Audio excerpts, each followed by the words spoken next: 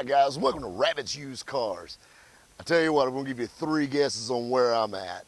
I'm at the drag strip, one of my favorite places to hang out. There's nothing like the smell of track bite and racing gas right here in the middle. But I'm not at any racetrack. I'm actually at the oldest drag strip in the state of South Carolina, Ware Shoals Dragway, or this weekend, the Starlight 25 is what they're going to call it, because that's what they called it back in 1956. We're having a nostalgia gasser race here. Man, we got some of the fastest gassers in the country here, and I love it. They asked me to come down and announce. I was excited about it. I'm going to be right up there in that tower announcing this, and I'm stoked about it. And I thought, you know, I've got lots of car sales stories. I got lots of old car stories. But you know what? I grew up in drag racing. You know, like I told a lot of you guys on VinWiki and other stuff and on the radio show. My family drag raced. My grandfather drag raced. My dad drag raced. So I spent a large part of my childhood at small tracks just like this one. Every Friday and Saturday night, testing tunes. You know, I loved it, man. And I grew up at these places. And like even coming here to film this, I've seen people that I've known for years, and I love it. It's like a family, you know, it's like a reunion. And I'm really stoked about the big race tomorrow that I'll be calling all the action for. But, you know, I got to thinking on the way down here. My dad and my grandfather have shared so many great racing stories with me. You know, just grassroots, just fun racing stories at these little small tracks. And, you know, I've announced races at NHRA tracks and large events, but I love these small tracks because this is where the real racing action is. And this is where everybody kind of got their start. You know, you kind of had to earn your keep here before you could go on up. And that's what I love about these tracks. You know, a lot of times track promoters have a hard time getting people to come out, so they have to get creative on ways to get people to come out to the track. There's a drag strip that's no longer open anymore, but it's about 50 miles up the road called the Spartanburg Dragway. And that's a fun story. A story for another time is the reason why my dad was at the Spartanburg Dragway, because the local track he usually raced at, he got barred from it. That's, like I said, a story for another time. But he was racing at the Spartanburg Dragway, and him and my grandfather, you know, they were always around. And, you know, my dad was very competitive. He had a very fast car. And like I said, he still holds records to this day in the IHRA. So, you know, we're at this track, and he's telling me, you know, they're trying to get crowds out to Spartanburg Dragway, this new dragway. They're trying to get some people out there. So what do? They hired a stuntman named Jim Bullet Bailey. Now remember that name, kids, because I want you to Google it when you're done. Give you a little homework. Jim Bullet Bailey is kind of like the Evel Knievel of Australia. And he was going around the local drag strips. He had a suit with titanium plates on it. And he would hold on to the wheelie bars of a drag car, making a full pass down the 1/8 or 1/4 mile. I mean, this guy was a madman, throwing sparks all the way down the track. So they hired him to come down to the Spartanburg Dragway to put on this little event.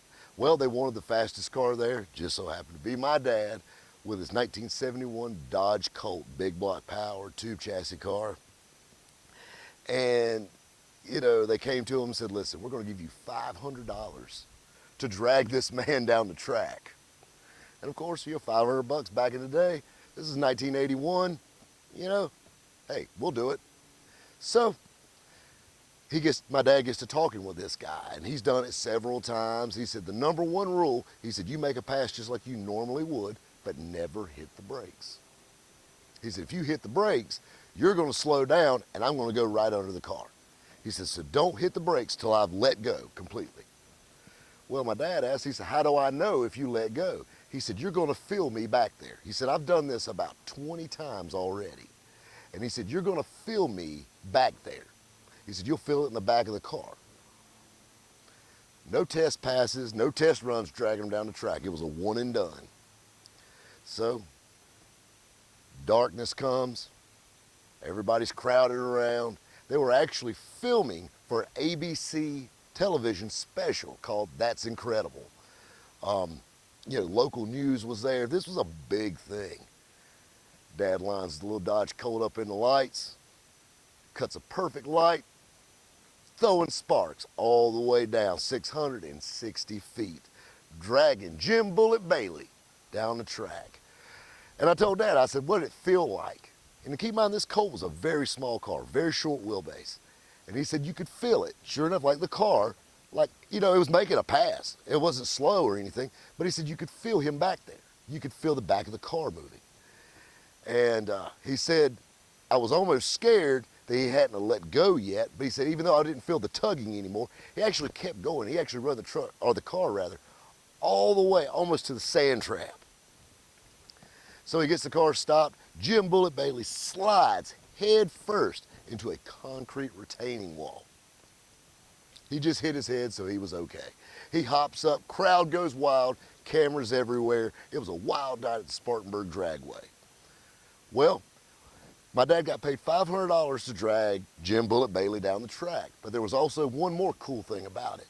Jim said, since you were such an awesome sport about this, when I get back to Australia, he said, I'm going to send you a silver-plated bullet necklace for helping me.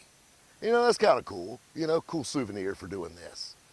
Well, a few weeks goes by. Dad didn't hear anything about it. He figured he was on tour, whatever. Well, next thing you know, track promoter calls him up and says, I don't think you're ever going to get your silver necklace.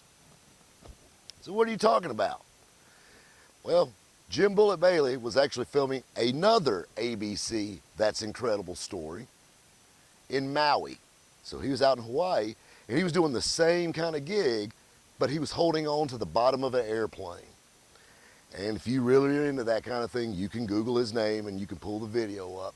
But 2 weeks later, on April 1st, 1981, Jim Bullet Bailey fell to his death from the airplane filming that stunt. You know, and that's just one of many fun drag racing stories. You know, I hate it for old Jim Bullet Bailey, but his story lives on through things just like this. My dad tells that story all the time, and it's entertained me the hundreds of times I've heard it. But I'm glad you guys, hope you guys enjoyed it too. You know, but I could talk about drag racing all day long. And, you know, and I could talk a good game. We all know that. But the fastest gasser here, from what I heard, actually, arguably the fastest nostalgia gasser in the country, is a little Nova called the Boogie Man. And it's drove by a man named Chris Dunn. And he was on my radio show. We were actually talking about this event. And he told me, he said, Rob, he said, have you ever rode in a nostalgia gasser? And I said, no, sir. He said, I want to take you for a ride in one of the fastest nostalgia gassers. And I said, Chris, I'm only going to do it under one rule. Well, two rules. Don't kill me. Second rule, I don't want some baby pass. I want a real pass. So we are going to qualify for this race in the Boogie Man. This is the funniest thing ever. You know, a lot of people check under their bed at night for Boogie Man. Hell, old Rabbit just hop in the car with them. Guys, stay tuned. See if I die. You know, it's kind of weird. I was talking about Jim Bullet Bailey dying, and now I'm going to go get in a 50-year-old drag car, wide ass open, down this track. You're not going to miss this.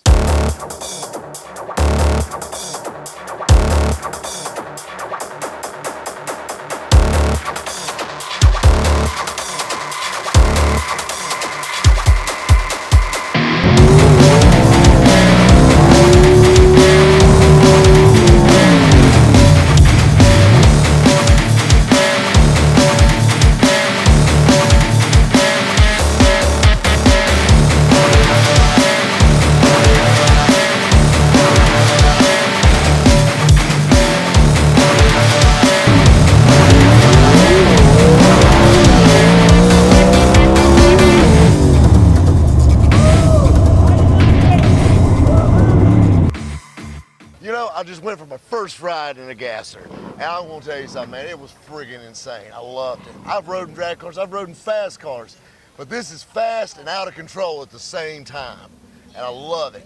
When we came up, I knew we was on for a pass, and all I could do was hang on and smile. Every time you grabbed the gear, my grin got bigger and bigger. I loved it. But now, when them wheels came down there at the last, my ass drew up on me, I ain't gonna lie to you. Well, I'm gonna go ahead and tell you, my ass drew up the whole time. All right? It wasn't supposed to be like that. I mean, it's maybe that's the novice in me. That was good. It was a little bit more violent than I'm used to, but it was one of them things that this foot wouldn't push and this foot wouldn't lift, and I said, well, I'm gonna give you a ride. We're gonna give you a ride now, cause we almost hit the wall about 2 to 3 times. In one pass. In one pass. So I mean, it was a ball, man. You are welcome. We'll take you for another ride. I'm down. anytime. I loved it. I am hooked. You know what I mean? I gotta find me a damn gasser to buy. Guys, we'll catch you next time here at Rabbit's Used Cars.